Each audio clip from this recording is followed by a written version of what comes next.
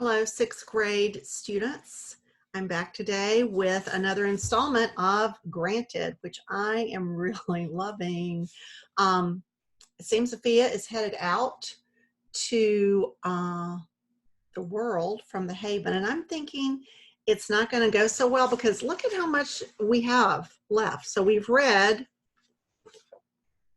80 pages, so we have this much left. And if it were just a quick trip, like she's supposed to go there and grant the wish and be back quickly, I don't think the book would be this much more to read. So I'm thinking there's going to be a little problem maybe, or change of plans. Something's happening for sure. So let's get started. We are going to go to the bottom of page 80. And I'm going to start right at kind of the bottom of the page on page 80. I won't let you down, sir. Squint nodded, satisfied, and turned to consult the techies on the other upcoming launches. There were 11 other wishes being granted after all. Charlie grabbed Althea by her elbow and pulled her gently aside. So listen, whatever happens out there, don't do anything foolish. Stay focused, stick to your training. Remember what this is all about. Are we back to this? She asked. You keep giving me that sad sap look, and I'm going to start nervously messing with your hair again. She reached out and tugged on a pink tuft until he batted her hand away. I'm not kidding, Fee. Not everything out there is cataloged in the archive.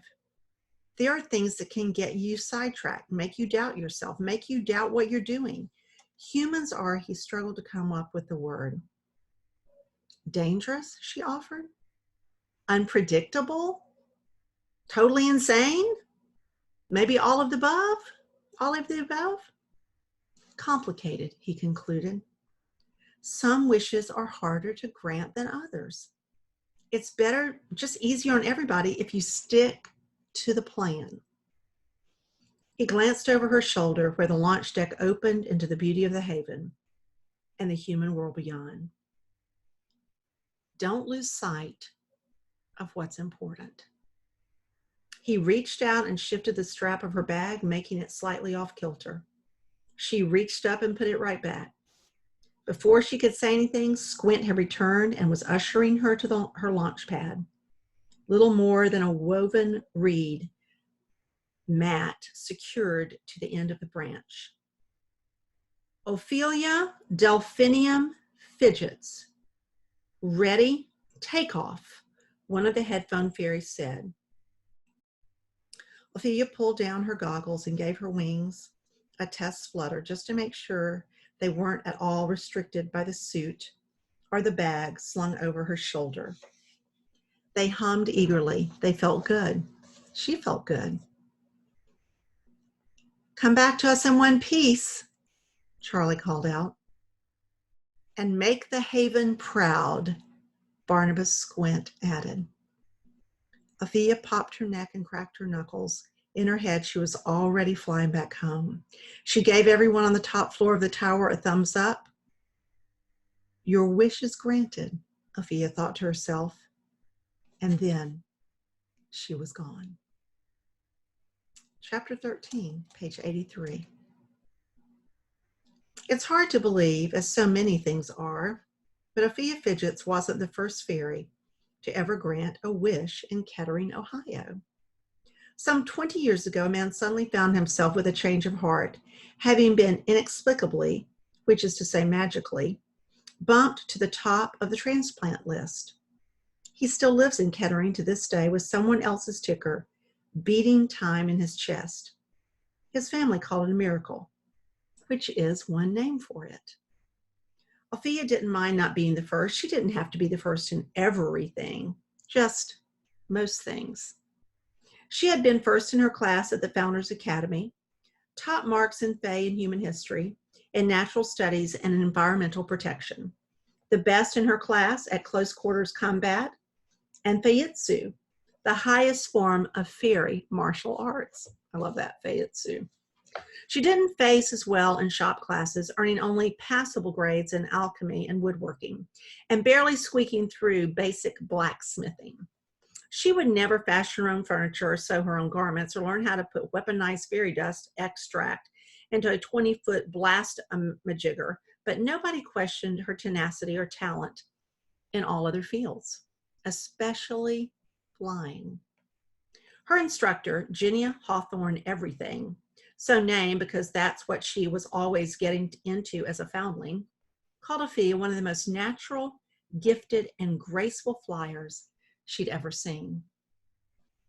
It helped being short, which Afia was for a fairy, barely tall enough to look over the top of a pumpkin, the squat kind no less. Her compact frame was easy for her, wide sloping wings to carry, but she also had a knack for it.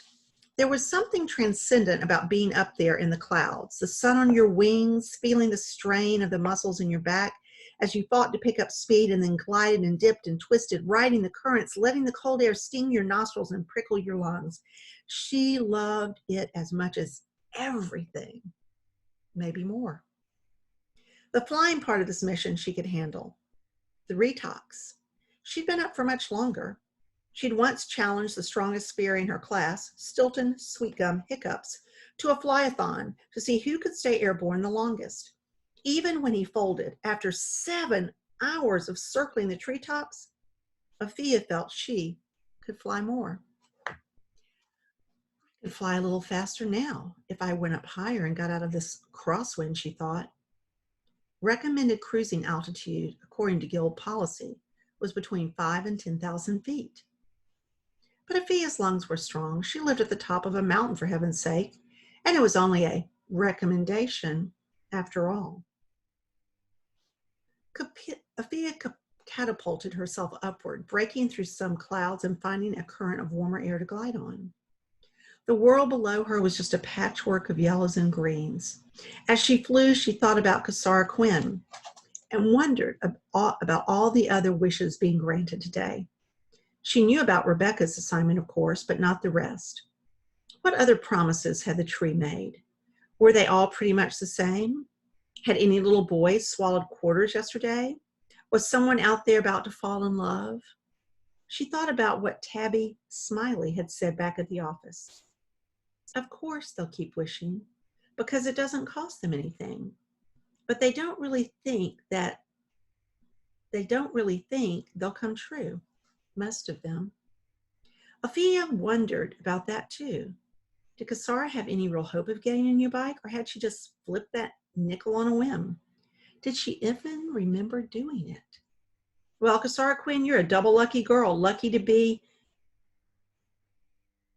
chosen and extra lucky to have Ophelia Delphinium fidgets assigned to your wish.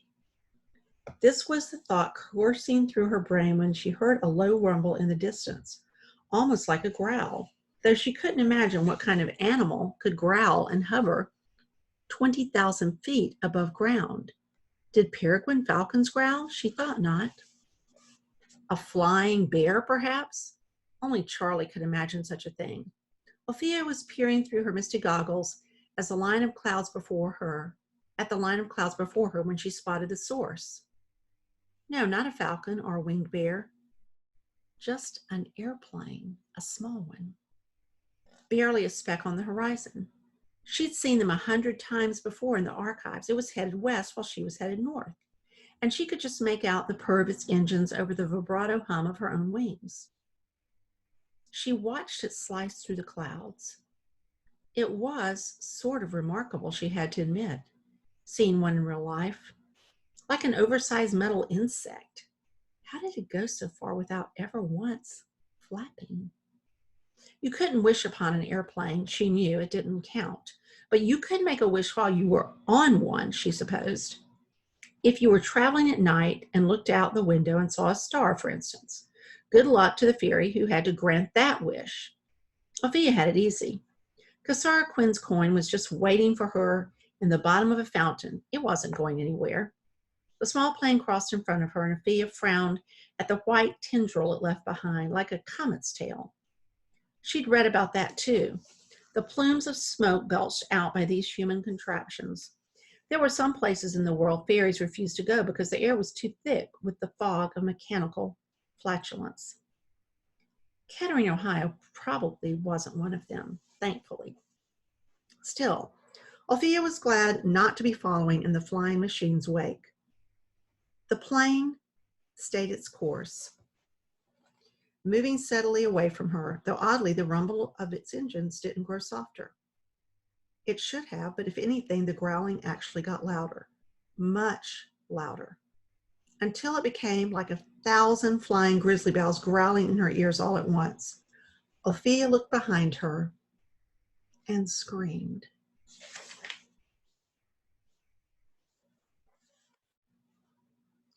I think we'll stop there on page 88. And we'll begin with chapter 14. Begin with chapter 14 on Monday. Pretty sure you know what is right behind her. Thanks so much, everybody. And I hope you have a really good weekend. See you Monday. Take care.